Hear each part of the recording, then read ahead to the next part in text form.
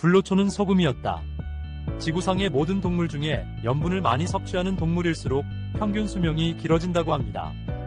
짠 해초를 주식으로 하는 바다 거북이는 300년까지 살고, 사람은 130년까지 살고, 흰 수염고래는 100년까지 산다고 합니다. 그 밖에 다른 동물들도 어떠한 방법으로든 소금을 많이 먹는 동물일수록 평균 수명이 길다고 하네요. 우리나라는 1907년도에 처음으로 천일염을 생산하기 시작하면서부터 사람들의 수명이 획기적으로 늘어나기 시작했으니 소금이 인체에 얼마나 중요한 효소인지를 알게 해주는 대목입니다.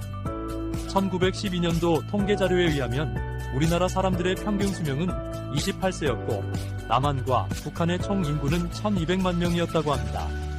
그런데 천일염 생산이 기하급수적으로 늘어나면서부터 사람들의 평균 수명도 기하급수적으로 늘어났다는 사실입니다.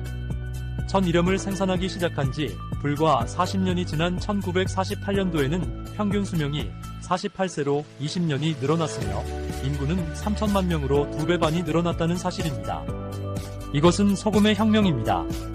우리 인간들이 그렇게도 찾아 헤매던 불로초가 바로 소금입니다. 사람도 소금만 잘 먹으면 바다거북이보다 더 오래 살 수 있을 것이라고 생각합니다. 소금은 소화작용, 염장작용, 해독작용, 소염작용, 살균작용, 방부작용, 삼투압작용, 발열작용, 노폐물 제거작용 등을 합니다. 밥과 물과 소금은 생명입니다. 이 3대 식품은 반드시 비율이 맞아야 모든 신진대사가 원활히 작동할 수 있습니다. 피, 눈물, 침, 땀, 위액, 림프액, 뇌척수액, 안구액, 소변, 대변, 생리수, 양수까지도 우리 몸의 모든 액체는 소금물입니다. 그것도 세계보건기구에서 설정한 0.9%의 염도를 유지해야 건강을 지킬 수 있습니다. 사람의 몸은 다양한 음식물을 섭취하므로 반드시 소금으로 절여야지 설탕으로 절이면 부패될 수밖에 없는 구조로 되어 있는데 의사들마다 소금을 못 먹게 하니 피를 비롯해서 모든 액체가 설탕물로 변하니 살은 부패되고 혈관은 막힐 수밖에 없는 것입니다. 소금은 물을 부른다. 사람에 따라 차이는 있으나 성인은 하루에 2500ml 이상의 물을 필요로 하는데 적당량의 소금을 먹지 않고는 이렇게 많은 물을 먹을 수가 없습니다. 즉 염분이 부족한 물은 쓸모가 없고 또한 그렇게 많은 물을 배출시킬 염분이 없기 때문에 생리적으로 물을 거부하는 것입니다.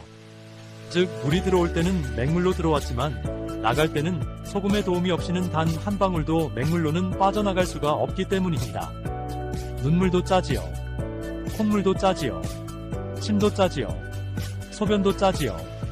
땀도 짜지요. 거기다 생리수와 양수까지도 짭니다. 그래서 저염식하는 사람은 한 끼 식사를 하면서 물은 입에도 안 되는 사람들이 많이 있습니다. 이런 생활을 5년, 10년 하고 나면 틀림없이 돌이킬 수 없는 큰 질환이 찾아올 것입니다. 몸은 물과 염분이 부족하면 살기 위해서 중요한 기관부터 염수를 공급하고 생명에 큰 지장이 없는 피부는 염수 공급을 중단하니 머리털은 빠지고 피부는 거칠어지고 온갖 부스럼이 발생하는 것입니다. 그래서 대머리의 근원은 염분 부족이랍니다. 대머리는 보기만 흉할 뿐이지요. 염수가 부족하면 온몸에서 내다버리려고 모아놓은 더러운 하수도 물인 대소변에 염수까지 끌어다 재차 3차 계속 재활용을 하니 그 몸이 무사할 수가 있겠습니까? 그래서 이런 사람들은 하루에 소변을 2-3번 밖에 안 본다고 합니다. 주변 사람들 중에 암이나 당뇨나 혈관질환 같은 중병으로 죽거나 고생하는 사람 치고 고염식하는 사람이 있는지 찾아보십시오. 아마 쉽지 않을 겁니다. 이러한 환자들은 체내 염도가 0.4%가 넘는 사람이 없다고 합니다. 적당한 염분 섭취로 건강하시길 바랍니다.